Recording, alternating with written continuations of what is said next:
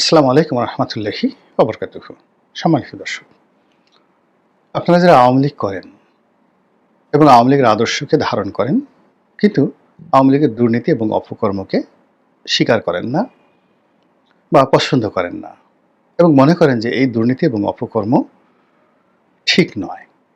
দ্বিতীয়ত, যারা বাংলাদেশে একটা পরিশুদ্ধ আওয়ামী লীগ আশা করেন, তারা রিকনসিলিয়েট হবে এবং তাদের মধ্যে যে সমস্ত মন্দ লোক রয়েছে তারা দল থেকে বাদ যাবে এবং শাস্তির আওতায় আসবে। এই কথা বাংলাদেশে যারা লোকজন বিশ্বাস করেন বা কামনা করেন, আজকের এই ভিডিওটি মূলত তাদের জন্য।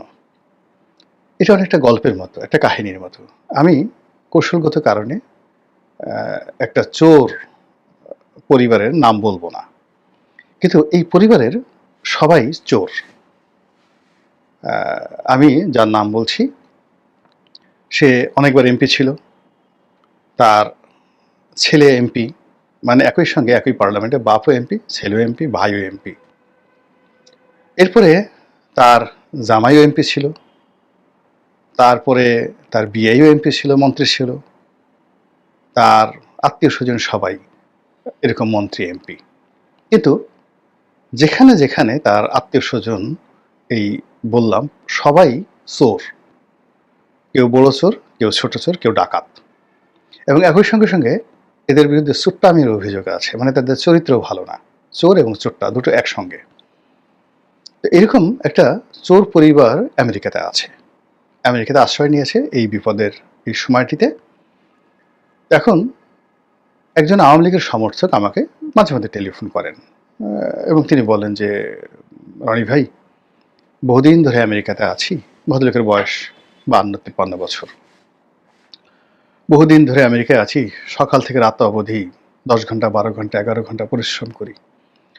দুটো ডাল ভাত অর্জন করতে যান বের হয়ে যায়। একটা বাড়ি করেছি, একটা গাড়ি করেছি, একটা লোন দিতে দিতে মানে ঘুম হারাম। আমেরিকার যারা পরিশ্রম করেন তাদের জীবনটা আসলে খুব কঠিন একটা জীবন।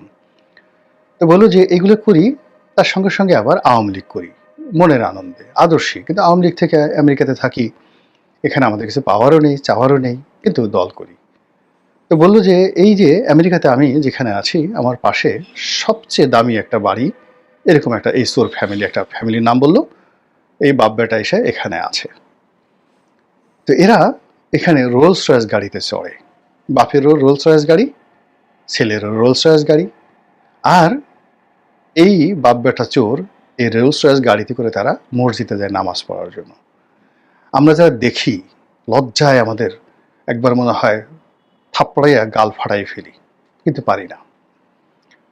দ্বিতীয়ত, এরা এই যে রোলস রয়েস গাড়িতে আসে, এদের কোনো লজ্জা শরম নাই। ওরা যে রোলস রয়েস গাড়িতে আসে, এটা দেখে আমরা লজ্জায় মরে যাই। যেহেতু আমরা ওখানে কমিউনিটিতে সবাই আমাদেরকে আওয়ামী লীগ হিসাবে জানে, ওখানে জামাতের লোক আছে, তারপরে বিএনপির লোক আছে, অন্যান্য দলের লোক আছে। তো আমাদেরকে খোঁটা দেয় যে এই দেখো তোমাদের চোর ফ্যামিলি বা চোরে আসছে, ওই দেখো ওই বাড়িতে থাকে চোরের বাড়ি, ওই দেখো চোর রোলস রয়েস গাড়িতে করে আসে।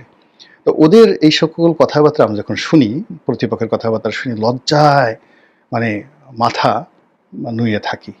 কিন্তু ওই চোরের দল, তারা হাসি মুখে আসে, ওই রোলস রয়েস গাড়ি থেকে হাসি মুখে নামে, তারপর বিভিন্ন মানুষের সঙ্গে বেহায়ের মতো তারা হাসি মুখে কথা বলে। বলে যে এদের এত বেহায়াপনা কোত্থেকে আসলো।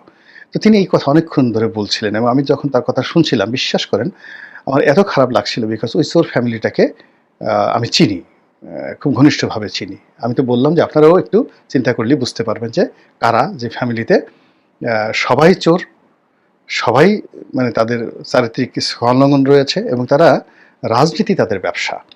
তারা জনগণের টাকা মারছে, তারা অনেক বড় বড় মানুষের টাকা মারছে, মেরেছে। তারপরে তারা এখনো মানে যাকে বলে এদের মানে কি বলবো, ব্যবসা বাণিজ্য থেকে শুরু করে সব জায়গাতে তারা এই চোরতন্ত্র প্রতিষ্ঠা করেছে এবং রাষ্ট্র ক্ষমতাকে ব্যবহার করার জন্য তারা পরিবারতন্ত্রকে যেভাবে ব্যবহার করেছে, এটি বিরল এই বাংলাদেশে। তো সেই কাজগুলো তারা করেছে এবং করে এই আমেরিকার মতো জায়গাতে এভাবে পরিবেশ তারা নষ্ট করছে। এবং আগামী দিনে যদি এই সকল চোরেরা আবার আওয়ামী লীগের নেতৃত্বে ফিরে আসে, আবার তারা এমপি হয়, আবার তারা মন্ত্রী হয়, আবার তারা নতুন করে সেই রোলস রয়েস গাড়ি কেনে, অর্থাৎ এই যে এখন চোরেরা যে টাকা আমেরিকাতে পাচার করেছে, ইংল্যান্ডে পাচার করেছে, তারা হয়তো ২ হাতে খরচ করছে। ওই লোক বলছিল, আমি বললাম যে, "তারা করে কি ওখানে?" তো বলল, "কিছু করে না। এরা শুধু সারাদিন এই মার্কেটে ঘুরে। বাপ-বেটা একসাথে মার্কেটে ঘুরে।" তো এই যে মার্কেটে ঘুরে তাদের যে চুরির যে অর্থ, সে অর্থ তারা পাচার করছে, খরচ করছে। এক দেশ থেকে আরেক দেশে নিচ্ছে। আবার এই বাংলাদেশ থেকে প্রতিনিয়তই তারা এই টাকাগুলো বিদেশে নিয়ে যাচ্ছে। এই যে চোরতন্ত্র, এই চোরতন্ত্র আওয়ামী লীগের মধ্যে যে ছিল, সেটা শুধু আমেরিকা নয়, এটা এখন চোরের গ্রুপ ভারতে আছে, চোরের গ্রুপ দুবাইতে আছে, চোরের গ্রুপ সিঙ্গাপুরে আছে, এবং এগুলো আওয়ামী লীগের লোকজন কিন্তু পছন্দ করছেন না। এবং আপনি দেখবেন যে এদের এই বাড়াবাড়ি করার কারণে ইতিমধ্যে ধরেন অনেক জায়গাতে চোরদের সম্পত্তি বাজেয়াপ্ত হয়েছে। অনেক জায়গাতে রাষ্ট্রযন্ত্র, বিদেশের রাষ্ট্রযন্ত্র তাদেরকে টার্গেট করে মামলায় ফাঁসিয়ে ফেলেছে, এবং অনেকে সেই যে অনেক দেশ থেকে পালিয়ে তৃতীয় কোনো দেশে চলে গেছে, চতুর্থ কোনো দেশে চলে গেছে। অনেক চোরের যে বাড়িতে দালান ওঠে না, তাও প্রমাণ হয়ে গেছে। অর্থাৎ চুরির টাকা অনেকের শেষ হয়ে গেছে, এবং তারা সেই এই গত ১০ মাসেই তাদের যে ১০ বছরের যে চুরির অর্থ, এটা শেষ হয়ে এখন অনেকে হাহাকার করছে। এই অবস্থা হয়ে গেছে। কিন্তু তারপরেও তাদের ভিতরে কোনো অনুশোচনা নেই। তাদের মধ্যে কোনো লজ্জাবোধ নেই। তারা বেহায়ার মতো তারা ঘুরে বেড়াচ্ছে, এবং আগামীর যে পরিশুদ্ধ আওয়ামী লীগ, সেই পরিশুদ্ধ আওয়ামী লীগ আবার নতুন করে তারা ঢোকার জন্য, তাদের কর্তৃত্ব বজায় রাখার জন্য তারা সেই তৎপরতা চালিয়ে যাচ্ছে।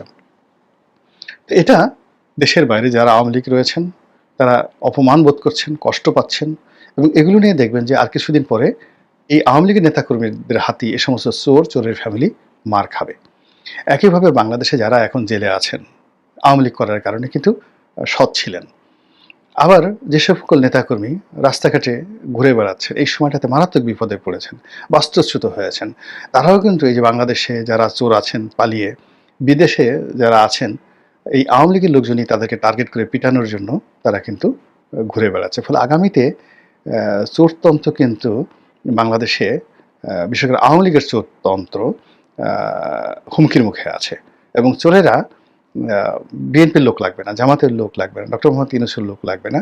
এইভাবে যেভাবে চলছে এখন, এভাবে যদি মোটামুটি বছর ২-১ চলে, এবং আমি ব্যক্তিগতভাবে যে চাই যেভাবে এটা চলুক, চোরেরা শাস্তি পাক, তাহলে দেখবেন যে আওয়ামী লীগের লোকদের হাতেই এই চোরেরা বেদমভাবে মানে নিগৃহীত হচ্ছেন, মার খাচ্ছেন, এবং সারা পৃথিবী তাদের জন্য হারাম হয়ে যাবে। তারা উগান্ডাতে গিয়েও পালাতে পারবেন না। উগান্ডার বাঙালিরা তাদেরকে খুঁজে তাদেরকে মারবে, জুতো পিটা করবে। এবং আজকে এই রাগ হচ্ছে কথা শুনে, তার সঙ্গে সঙ্গে আবার এই যে ভদ্রলোক, তিনি ওখানে একজন খুব বড় পদে আছেন, তো ভালো অবস্থানে আছেন, ভালো একটা প্রফেশনে আছেন।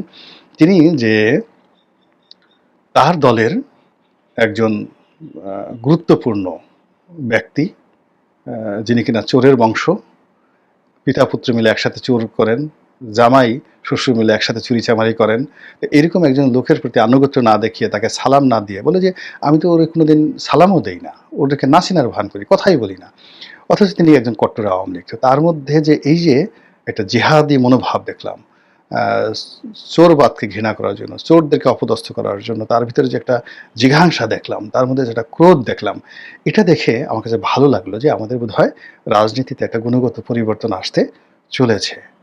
আওয়ামী লীগের চোরদেরকে যেভাবে আওয়ামী লীগের লোকজন ঘৃণা করতে শুরু করেছে, বিএনপির চোরদেরকে যদি বিএনপির লোকজন এইভাবে এই দেশে বসে এখন ঘৃণা করতে আরম্ভ করে এবং প্রতিবাদ জানায়, আর জামাতের চোর ইতিমধ্যে যে কয়েকজনকে আমরা দেখেছি, তাদের ব্যাপারে যদি জামাতের যারা সাধারণ মানুষ, যারা তৌহিদি জনতা, তারা যদি নিজেরা তাদের সেই চোরদেরকে শায়েস্তা করে, আশা করি আমরা একটা স্বপ্নের বাংলাদেশ গড়তে পারবো। মহান আল্লাহ আমাদের সবাইকে হেদায়েত দান করুন এবং হেফাজত করুন। আসসালামু আলাইকুম ওয়া রাহমাতুল্লাহি ওয়া বারাকাতুহু।